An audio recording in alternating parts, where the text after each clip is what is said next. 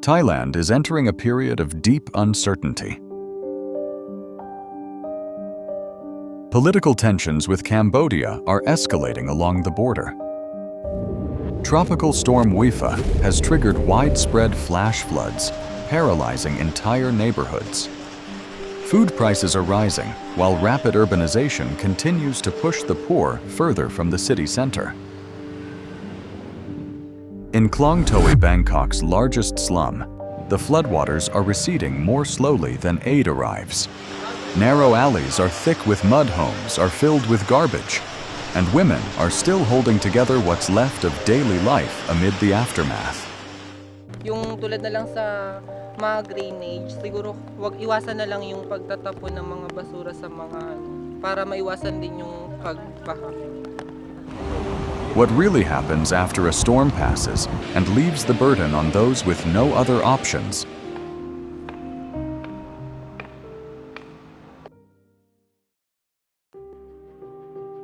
Number 1. Typhoon Wipha in Thailand.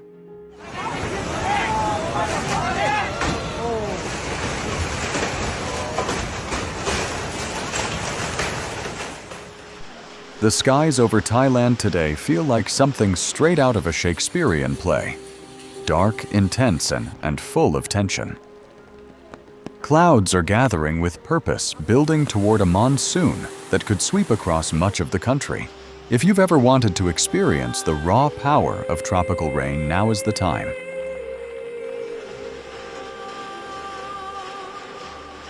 The next 24 hours are expected to bring thunder that echoes like drums and flashes of lightning that light up entire city blocks. Thailand endured torrential rains when Tropical Storm Wipha swept through the northern, northeastern, and central provinces from July 22nd to 24th.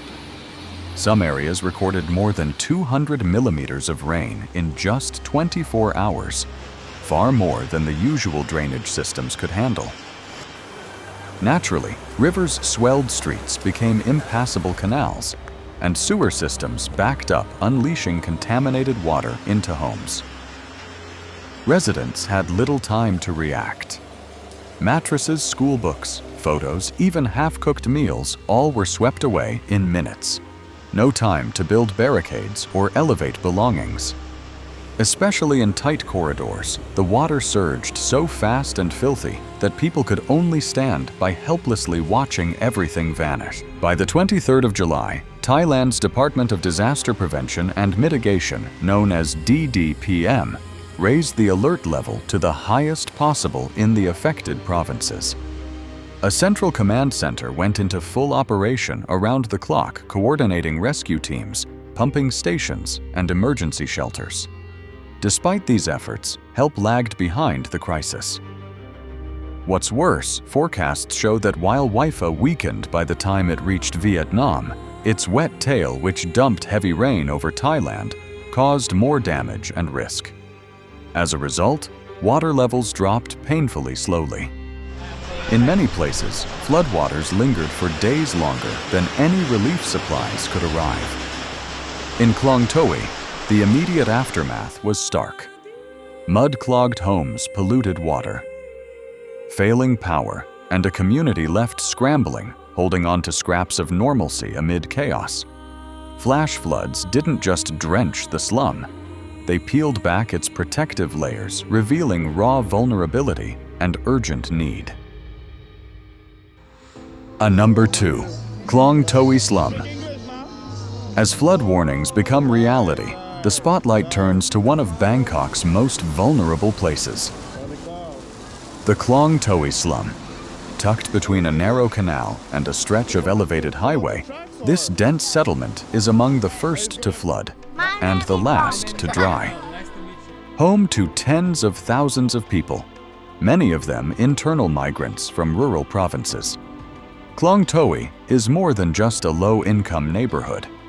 It's a community resilient, tightly knit, and constantly adapting to whatever the city throws its way. The first impression, however, can be jarring. Narrow walkways wind through makeshift homes built from wood, plastic, and corrugated metal. Puddles stretch across uneven ground.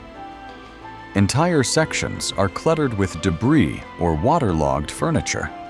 Dozens of homes appear abandoned, but children still dart in and out of them, laughing, playing, turning forgotten spaces into playgrounds. Their language may be rough, filled with slang and street vocabulary, but their eyes light up when greeted. They respond with wide grins, respectful bows, and curiosity that disarms any hesitation. A few carry sticks, not as weapons, but as tools of caution. Some dogs here are territorial, especially during flood season when stress runs high. Children use the sticks to gently guide visitors or to keep aggressive strays at bay. It's improvised hospitality in its purest form. Despite the mess, life here goes on. Amid trash piles and stagnant water, there are still functioning shops, family-run food stalls, and even a small fish farm producing fresh tilapia. Daily life flows on with surprising rhythm. What strikes you most is not the poverty, but the energy. The sense that people here have built something that works for them. It may not look like much from the outside, but inside there is order, routine, and a shared sense of survival. And in a place where the rain never really goes away, that might be the most valuable thing of all. Number 3. Women in the slum. In Klong Toei, life continues even when everything feels stuck. The water may take days to drain the electricity, may cut in and out, and the smell of rot may linger long after the rain. But homes still get cleaned, children still get fed, and neighbors still find ways to help each other. Much of that quiet work happens because of women. They are the ones who gather belongings after the flood, who make one pot of food stretch for 3 families, and who stay up at night when someone is sick. They don't wait for instructions or recognition. They do what needs to be done, and they do it together. One of those women is Porntip Kamthongfano, known to many simply as Cha. She was born and raised in Klong Toei, in a crowded one-room house with thin walls and a leaking roof. Like many girls in her neighborhood, she was expected to follow the same path.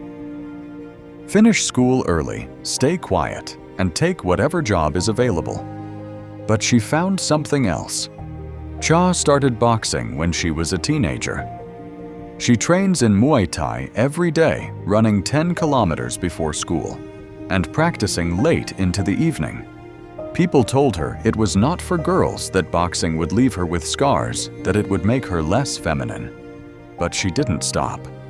She says the discipline of training gave her a reason to keep going, especially when everything around her felt unstable. She once admitted that without boxing, she probably would have left school. That's not uncommon here. Many girls drop out before they finish high school. Some are pulled into work, others into early marriages. A few fall through the cracks entirely. Cha's story is not just about success. It's about choosing something better, even when no one asks you to. And that choice made by one person quietly strengthens an entire neighborhood. Number 4. Dangerous and dirty.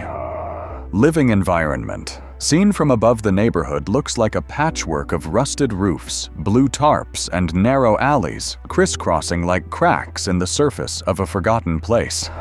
But down below, it's a world held together by habit and hope. Houses lean into each other like old friends' walls patched with whatever people could find, scraps of tin, plywood, plastic fabric. There's no room to breathe, but somehow people make space to live.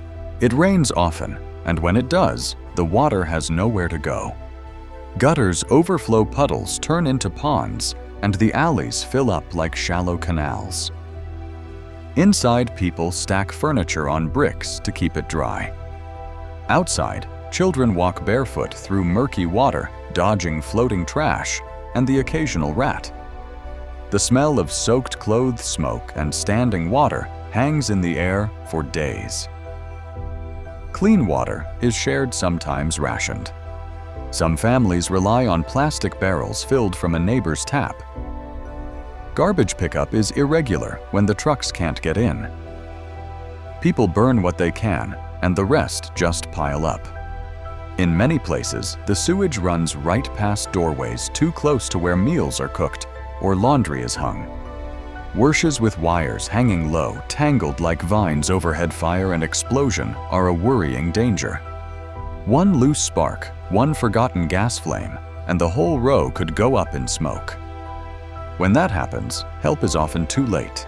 The fire trucks can't squeeze into the lanes, and people are left to fight flames with buckets and desperation. What's hardest to understand is how this place can be so close to the city's heart, yet feel so far from its promises. High-rises grow taller just a few streets away, but here, little changes. It's not just poverty, it's being overlooked again and again, until waiting for help no longer makes sense. And so people stop waiting. They make do, they figure things out. Not because they have a plan, just because life goes on, and they've found a way to move with it. Number 5. Life goes on. Regardlessly, in the low-lying alleys of Klong Toei, floodwater doesn't disappear in a day. It pools beneath stilted homes, seeps into walls, and soaks everyday life. But residents don't wait for ideal conditions to return. They move forward with what they have, not because they choose to, but because there is no other way. Children often barefoot walk through puddles to play outside. They laugh, chase one another, and treat the water like a familiar part of the neighborhood. It's a reminder that adaptation doesn't always look dramatic. Sometimes it looks like kids making up games while standing ankle-deep in floodwater. Adults respond with quiet efficiency. People collect floating waste raise furniture with bricks or tie plastic bottles together to create temporary rafts. Others place old tires or foam under their doors to stop water from entering again. These aren't solutions from manuals, they are small actions learned over years of living with water. Materials are reused again and again. An old rice sack becomes a barrier. Pieces of broken furniture are repurposed as walkways. When access to basic services is limited, improvisation becomes part of daily life. What stands out most is how residents support one another. When help from outside takes too long or never comes, people turn to neighbors. Someone lends tools. Someone else shares food. One household with a working stove may offer hot meals to others nearby. In many ways, the informal support system here functions more reliably than official ones. No one here is waiting for perfect conditions. Families get back to work. Shops reopen even when the floors are still wet. Children go back to school as soon as they can walk through the streets again. Life may slow down, but it doesn't stop. In Klong Toei, floods are no longer seen as rare disruptions. They're treated as part of the year, something to work around. And in that reality, people find their own ways to cope quietly, day by day. Number 6. Low cost of living and income. In Klong Toei, living is inexpensive but far from easy. Rent here is among the lowest in Bangkok, around 1,000 to 2,000 baht per month, roughly 30 to 60 US dollars.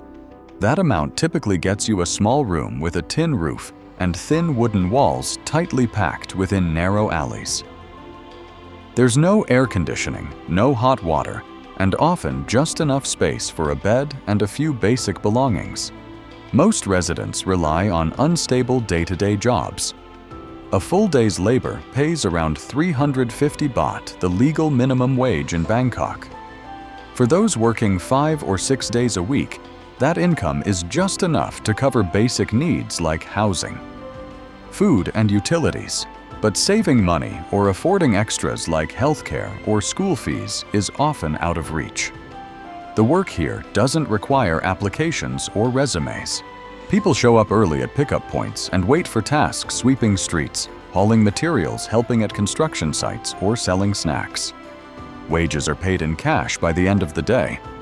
For those who need money immediately to buy food or medicine, this is one of the few available lifelines. Flexibility is the only safety net. There are no contracts, no insurance, but also no barriers to entry. Residents survive by adapting. Every object is reused. Broken furniture becomes makeshift tables. Old wooden planks are turned into bridges over flooded paths. Empty plastic bottles are tied together to make flotation devices when the water rises. No one calls this innovation, it's born from necessity. But it's these habits, these adjustments that keep daily life moving forward in Klong Toei. People live with little and make the most of what they have. Even when income is limited and the future remains uncertain, the community continues to function. Not because the system works, but because people find ways to work around it. Number 7. Housing insecurity in Klong Toei. For families in Klong Toei, home is often just a place borrowed in time. Most residents don't own the land they live on. They rent it usually from the Port Authority or other state-linked agencies. But in recent years, rental contracts have shrunk. Where 10 or 15-year agreements once offered a sense of stability. Many families now face leases that last only 1 or 2 years, and even those short-term contracts come with no real protection. There's no legal assurance that families will be allowed to stay when a lease ends. No housing alternatives, no compensation, no appeals. Just the looming possibility of eviction at any moment. Still, people here have not accepted this uncertainty quietly. They've resisted, organized, and stood together. The rule is simple: never leave unless there's truly no other choice. Communities across Klong Toei have learned to push back, sometimes by writing petitions, sometimes by forming coalitions, and sometimes by simply refusing to move. These efforts, while unofficial, have proven surprisingly effective. In recent years, the political landscape has shifted. Since the end of military rule, forced evictions have become less aggressive. Bulldozers and riot police, once a common threat, are now rare. Thai culture tends to favor negotiation over confrontation, and that social tendency has given land occupiers more room to make their case.